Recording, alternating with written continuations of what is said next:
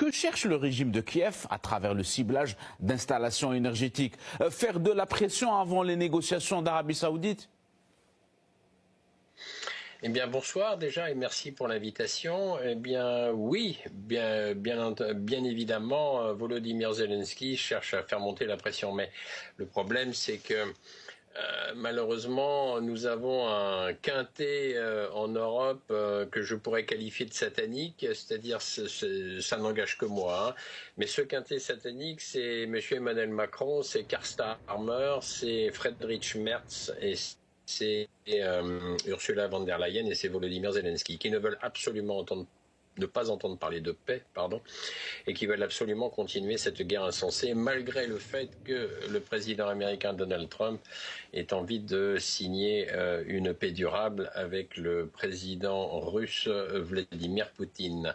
Et voilà, le grand problème, c'est que nous avons l'Europe au milieu qui met de l'huile sur le feu.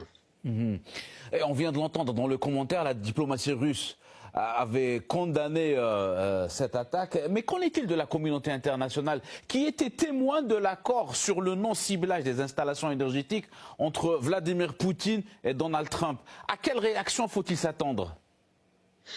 Déjà, vous savez, moi je regarde la presse française déjà aujourd'hui et ce n'est qu'un ramassis de propagande, puisque cette même presse française, le 13 mars, titrait que les troupes russes avaient repris donc la ville de Soudja.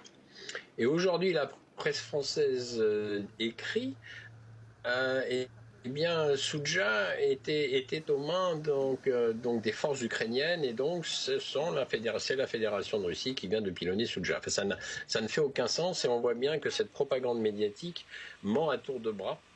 C'est-à-dire, c'est vraiment la géométrie variable. C'est-à-dire qu'à un moment, oui, ça va dans ce sens-là, et puis tout d'un coup, 10 jours après, ça va dans l'autre sens. Donc, il n'y a aucune fiabilité, malheureusement, dans tout cela.